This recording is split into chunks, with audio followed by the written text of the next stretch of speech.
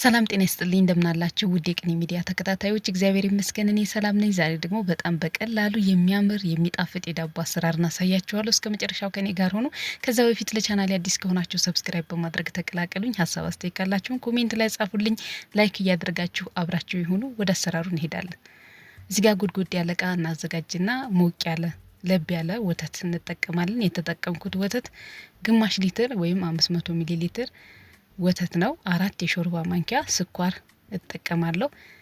መጠኑን ሁሉ እንደ ሁል ጊዜው ግልጽ እያደረኩላችሁ ሄዳለሁ፣ ለመስራት ቀላል እንዲሆንላችሁ ማለት ነው። 4 የሾርባ ማንኪያ ስኳር አድርጌ አንድ ላይ ከወተቱ ጋር እንደዚህ እንቀላቅለዋለን፣ እንዲሟሟ ማለት ነው። ላይክ በማድረግ ቪዲዮ ለሌሎች እንዲደርስ አድርጉ። ከዚያ በመቀጠል እርሾ ነው፣ ደረቅ እርሾ 1 የሾርባ ማንኪያ ደረቅ እርሾ እጠቀማለሁ። እያንዳንዱ መጠናቸውን ግልጽ አድርግላችኋለሁ። እርሾውን ጨምረን አንድ ላይ እንደዚህ እንቀላቅለዋለን።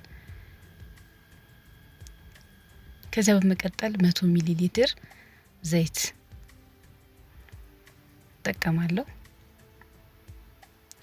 ወይም 1 የቡና ሲኒ ይበቃችኋል። 1 የቡና ሲኒ ሙሉ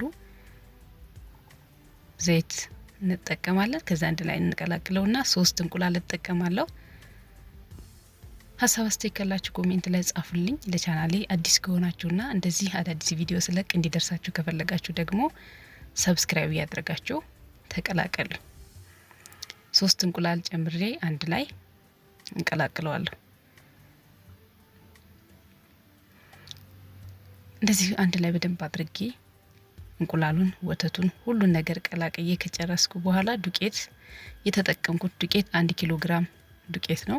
እንግዲህ እናንተ አነሳ አድርጋችሁ ወይም ግማሽ ኪሎ ለማዘጋጀት ስትፈልጉ ግብአቶቹን መቀነስ ማለት ነው። 1 ሻይ ማንኪያ ጨው ጨምሬ ያለው ማለት አንዳንድ ጊዜ ኮሜንት ላይ ያለው ለግማሽ ኪሎስ ለሩብስ ብንጠቀም የሚል ማለት ነው። ለዚያ እኔ 1 ኪሎ ብዬ ካሳያችሁ እናንተ ልክ ከፋፍላችሁ ማድረግ ነውና ቀላል ነው። እኔ ግን ለዛሬ 1 ኪሎ ዱቄት ተጠቅሜ ነው እየሰራሁ የማሳያችሁ። ከዛ በደንብ አድርገን ሊጡን ለስለስ እስከሚል ድረስ አሽተን እናቦከዋለን። በጣም ነው የሚጣፍጠው፣ ሞክሩት። እውነት ለመናገር እንደዚህ በደንብ አድርጌ ሊጡን ቆንጆ አድርጌ አሽቼ ካዘጋጀው በኋላ ኩፍ እንዲል ጥቅልል እናደርገውና ክድና አድርገን ኩፍ እንዲል እናስቀምጠዋለን። 1 ሰዓት እኔ በ1 ሰዓት ውስጥ ኩፍ ብሎልኛል። ከላይ ከፈለጋችሁ ትንሽዬ ዘይት ማድረግ ትችላላችሁ። ከዚያ በኋላ መክደን ነው። ኩፍ እንዲል እንግዲህ እኔ 1 ሰዓት የሚሆን ተጠቅም ያለው ብቻ ግን በደንብ ኩፍ እስከሚልላችሁ መጠበቅ ነው። እንደዚህ ኩፍ ሲል ከዛ በመቀጠል ጠረጴዛችንን እናዘጋጅና ጠረጴዛ ላይ ገልብጠን እንቆራርጠዋለን። ላይክ እያደረጋችሁ ቪዲዮ ተመልከቱ። በቅንነት ላይክ ስታደርጉ ቪዲዮ ለሌሎች እንዲደርስ ያግዘኛልና ላይክ አድርጉ። ሰዎች ጋር እየደረሰልኝ አይደለም ቪዲዮዬ። እንግዲህ ሊጡን ጠረጴዛው ላይ ትንሽ ዱቄት በተነ ካደረኩ በኋላ 3 ቦታ አቆራርጠዋለሁ። አንደኛውን አነሳ አድርጌ ነው የምቆርጠው፣ ሁለቱን ግን እኩል አድርጌ ቆራርጫ አዘጋጃለሁ። እንደ ፓትራችሁ መጠን ይወስነዋል። ከፍ ያለ ከሆነ ሁሉንም አንድ ላይ ይይዝላችኋል። አነስ ያለ ከሆነ ደግሞ ከፋፍላችሁ ማድረግ ነው። ከዛ በኋላ ዱቄት እንደዚህ ብን እያደረግን ትንሽ ሊጡ ጠረጴዛው ላይ እንዳይጣበቅብን ዱቄት ብን እያደረግን እንዳምጠዋለን። ሳሳ አድርገን ማለት ነው። እንደዚህ ሊጡን በስሱ እንደዚህ ከዳመጥኩት በኋላ የገበታ ቅቤ የተጠቀምኩት የገበታ ቅቤ 180 ግራም የገበታ ቅቤ ተጠቅሜያለሁ ለሁሉም። ከዚያ በደንብ አድርገን የዳመጥነው ሊጥ ላይ እንደዚህ እንቀባዋለን። ወፈራ አድርገን ማለት በደንብ እንዲዳረስ በስሱ ሳይሆን ወፈራ አድርገን እንደዚህ ቅቤውን ቀባሁት። ኬክ በሉት በጣም ነው የሚጣፍጠው። ከዛ ምንድነው የምናደርገው? እንጠቀልለዋለን። በዛ ላይ ደግሞ ለአሰራር ቀላል ነው። ዘመድ ጋር ይዛችሁ ልትሄዱ ብትፈልጉ ቤታችሁ የቡና ቁርስ ሲያምር ደግሞ በጣም ቆንጆ ነውና ሰርታችሁ እንድትሞክሩት ጋበዝኳችሁ። እንግዲህ እንደዚህ ጠቅልዬ የዳመጥኩትን ሊጥ ቅቤ ቀብቼ እንደዚህ ጠቅልዬ አዘጋጀሁት። ሁሉንም እንደዚሁ እያደረግን በስሱ እየዳመጠን ቅቤ እንቀባና ጠቅልለን እናዘጋጀዋለን። ቅቤ የማታገኙ ከሆነ የጾም ይሄ ኦቺ ሊሆን ይችላል፣ ሼኖ መጠቀም ትችላላችሁ። ምንም ችግር የለውም ማለት ነው። በዘይትም ይሰራል። ዘይት መቀባት ግን ጣዕሙ ሁሉ ኬክ ነው የሚለውና እንደዚህ አድርጌ እንግዲህ ቅቤ ቀብቼ ከዛ እንደገና ጠቀልለዋለሁ።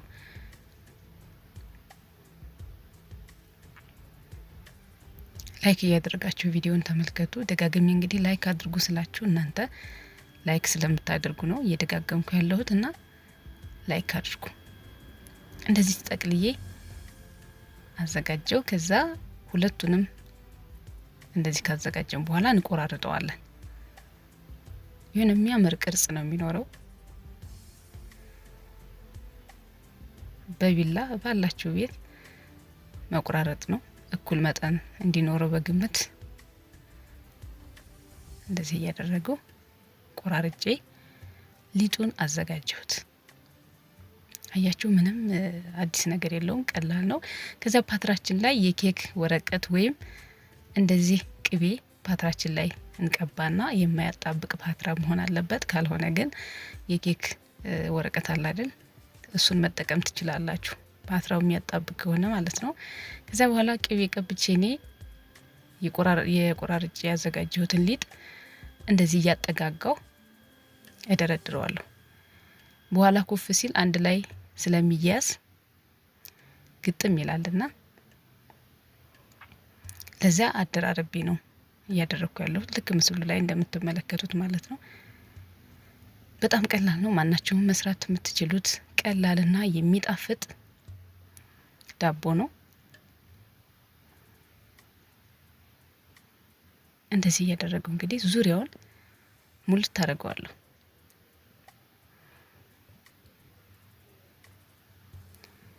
መሀሉ ላይም እንደዚያው ማለት ነው።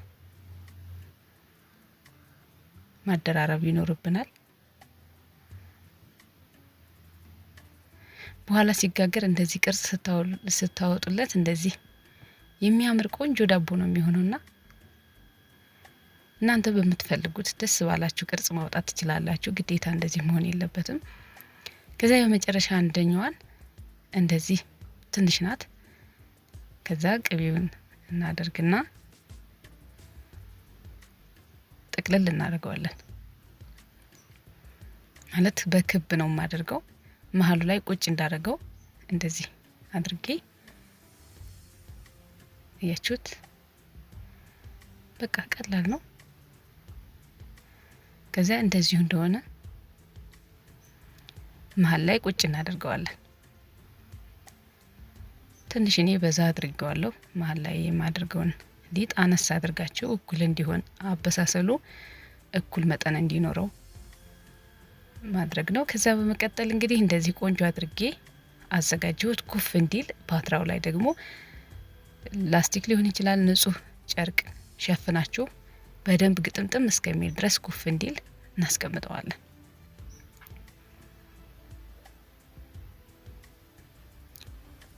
እንደዚህ አስቀምጬ ከዛ በመቀጠል እዚህ ጋር ደግሞ የምቀባው ነገር እያዘጋጀሁ ነው።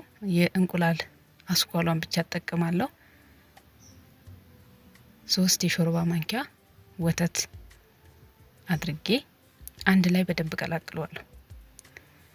አንድ እንቁላል አስኳልና ወተት 3 የሾርባ ማንኪያ። እንግዲህ ሁሉንም ግልጽ ስላደረኩላችሁ ቤታችሁ ለመስራት በጣም ቀላል ይሆንላችኋል ብዬ ነው። እንደዚህ ከቀላቀል ነው በኋላ እንግዲህ ተመልከቱት። ኩፍ ሲል እንደዚህ ሁሉም ግጥምጥም ነው የሚለው። ሙልት ይላል። ከዛ በመቀጠል ምንድነው የምናደርገው? ያዘጋጀነውን እንቁላልና ወተት እንቀባዋለን በስሱ።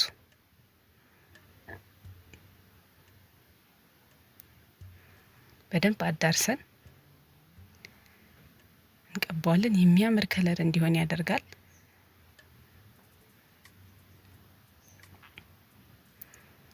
እንደዚህ አዳርሼ እንቁላሉንና ወተቱን ቀብቼ ካዘጋጀሁ በኋላ በ150 ሙቀት 150 ሴንቲግሬድ ሙቀት ላይ ነው የማበስለው።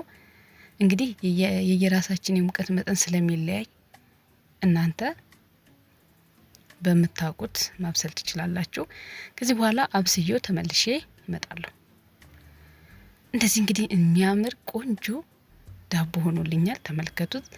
ለልደት ሊሆን ይችላል፣ ዘመድ ጋር ይዛችሁ ልትሄዱ እንደዚህ የሚያምር ዳቦን እቤታችሁ በቀላሉ መስራት ትችላላችሁ።